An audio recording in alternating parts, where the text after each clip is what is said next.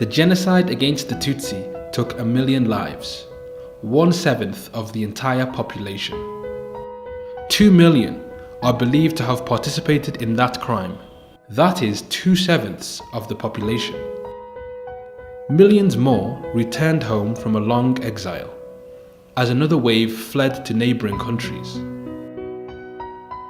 In response to these traumatic events, Never Again Rwanda was founded.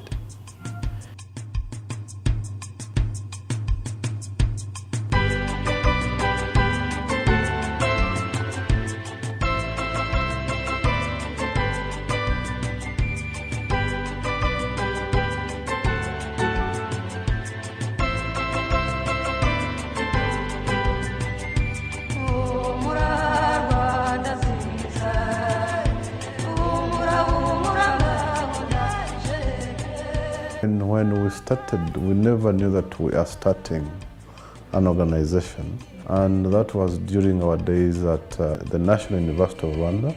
We had survivors, we had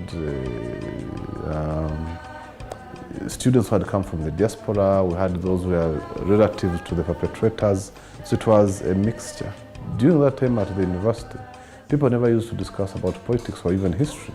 When one would visit bathrooms, you'd find writings on the walls.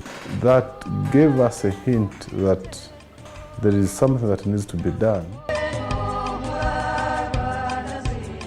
In the 1945, the world had said never again to any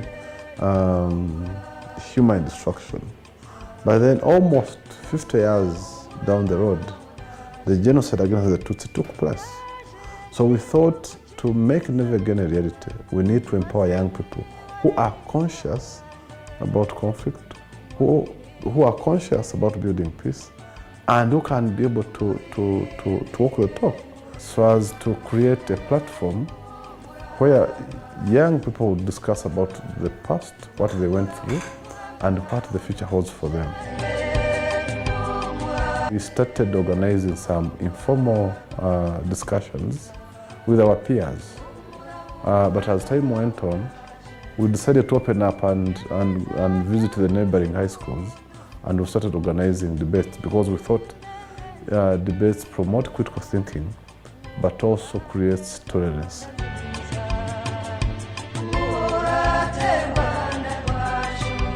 This country lacked peace for almost 4 generations.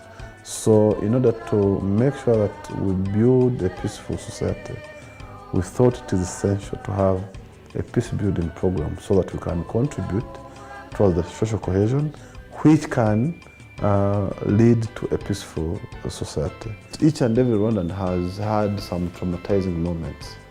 But in order to have sustainable development and sustainable peace, you need a healed society. So that's why we have that healing department, whereby we empower citizens to be able to overcome what they passed through, all those traumatizing moments. We thought we need to empower youth beyond Rwanda, so that if they join the international systems, they are conscious about peace. So we are also trying to create a network of peace ambassadors, so that if any sort of conflict or any sort of genocide tendencies are happening in any part globally, these young people who pass through the Peace Building Institute should be able to understand the early warning mechanisms and then try to facilitate how to stop before lives are lost. Yeah, any society that has had genocide, that's a clear indication that the governance systems had collapsed.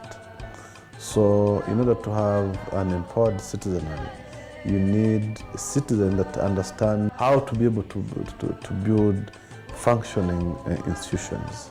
That's why we are involved in participatory governance, whereby we are trying to empower citizens to own the decision-making process, but also to have meaningful participation. We are doing this through what we call citizen forums.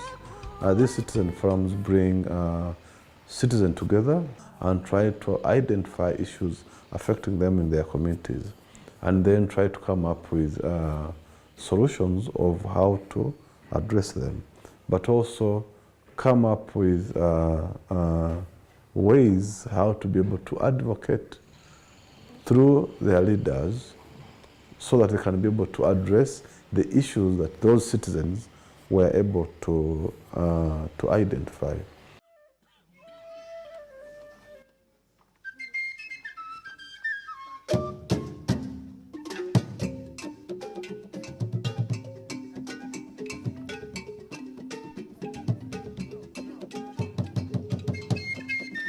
Besides those programs that we run within Rwanda, but we are also involved in a Great Lakes peace building program with Interpeace, but also with other 5 organizations, 4 in DRC and 1 in Burundi.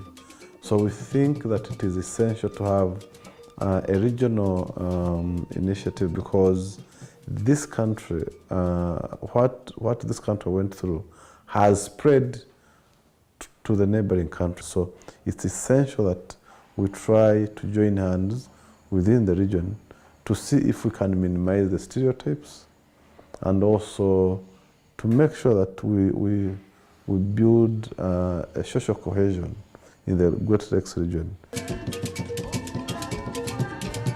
For the last 16 years, it hasn't been an easy job. But one thing I can say that we had an opportunity of having people who listened to our ideas, and then they guided us so that we've been able to achieve what we've achieved today. We've also been able to have development partners, development actors, and other stakeholders who have supported our cause.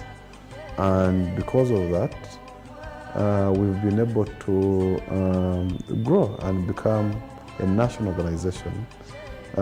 Yet we are just an idea some 16 years back in 2002. And no one knew that Never Again would be what it is now. But it's because of the support that we've received from different actors, including government and also other development actors.